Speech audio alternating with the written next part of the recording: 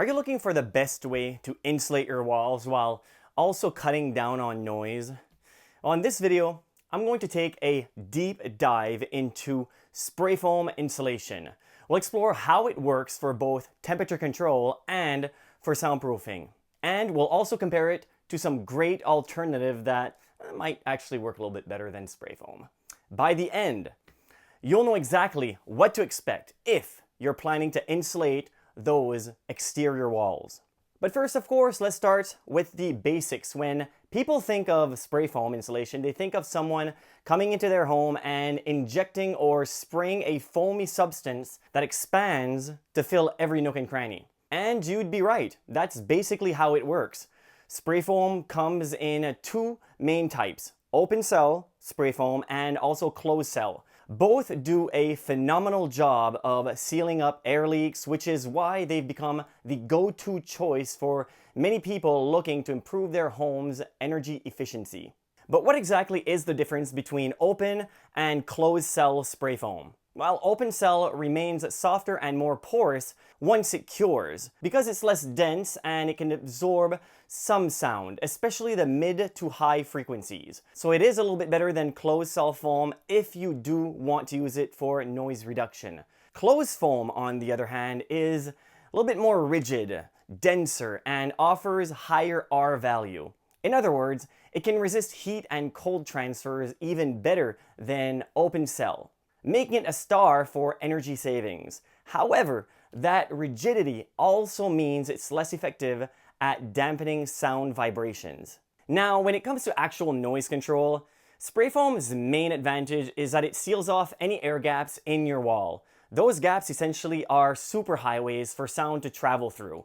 By filling up all those crevices, spray foam can reduce some noise simply by cutting off those direct paths. But foam is foam, it's still not that dense.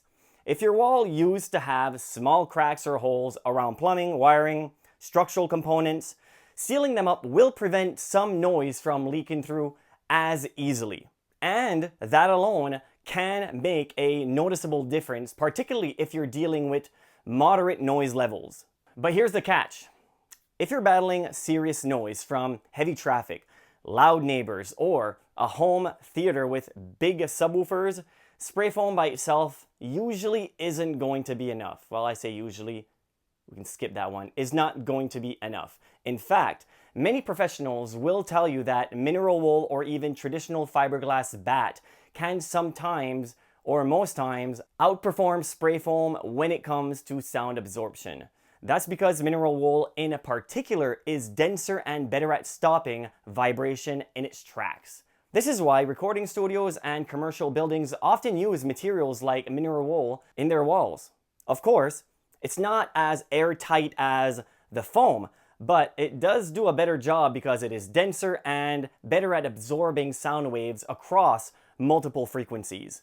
So by now you're probably wondering, is spray foam the worst choice for soundproofing?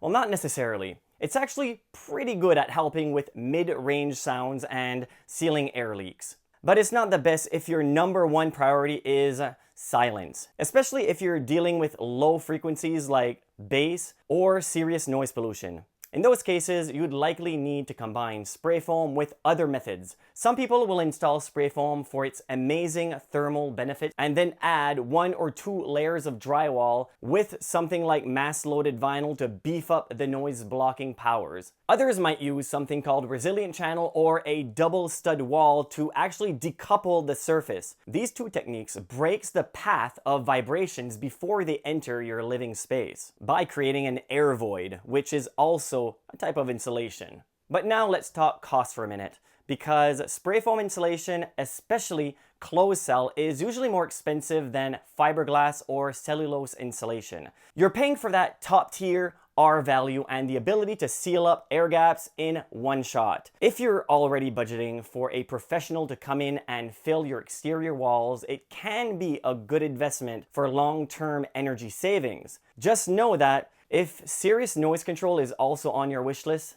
you might need extra steps to add to the overall price tag, even though the price keeps rising, especially with spray foam. And some people then ask me, what about cellulose insulation, since you talk about it? Is that better for sound?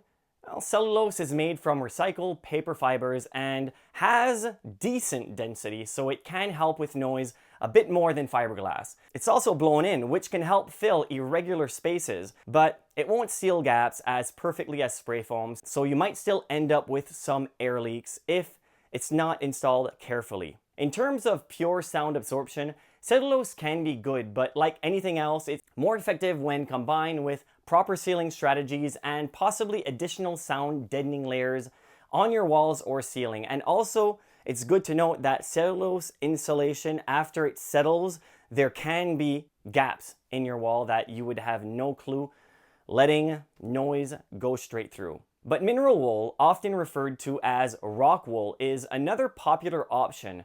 It's somewhat pricier than basic fiberglass, but generally cheaper than a full spray foam insulation. For sound control, it does score higher marks than fiberglass, and it also provides solid thermal insulation.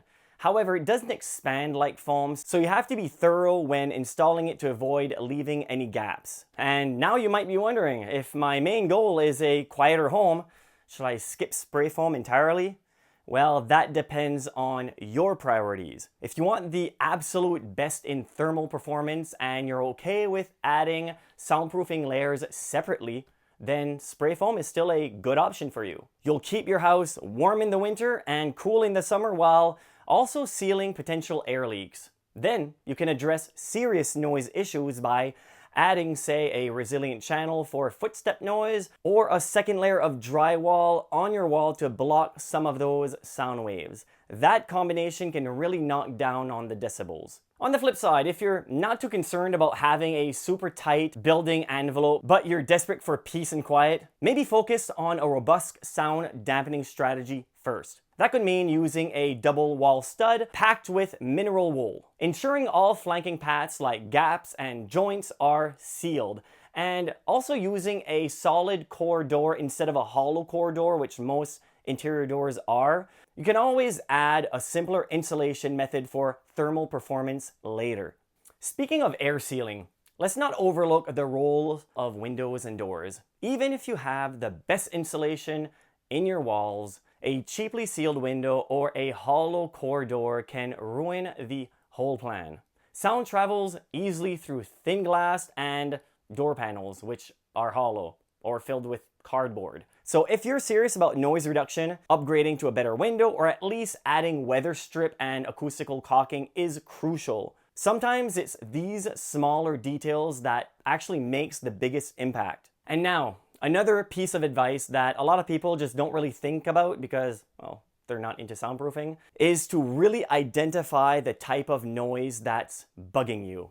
If it's airborne noise, like people talking, TV sounds, or some types of traffic where it's not rumbling your entire house, boosting the wall insulation might help quite a bit. But if it's impact noise, footsteps from above, or vibrations from next door's subwoofer, then you might need to decouple your walls or floor. Spray foam alone will not solve impact noise because those vibrations can travel through the studs and the framing and right through that foam without any issues. In the end, the best insulation really depends on your needs. If you value energy savings more than anything and can add supplemental soundproofing measures, closed cell spray foam might be your best bet. If you're more budget conscious but still want good noise control, mineral wool or cellulose could be a smarter choice versus the spray foam. So there you have it. There's your deep dive into spray foam and how it stacks up to the competition. Leave a comment below if you are one of those people that has used spray foam in the intent to soundproof and not as much for heat and cold, and were you disappointed? Were you pissed off? Did you feel ripped off? Let us all know. If you also want to maybe do a soundproofing project a little bit more on the budget, video right there will show you how to soundproof a room on a very low budget where it can actually reduce sound. Thank you very much for watching. We'll see you in the next one, assuming you subscribed.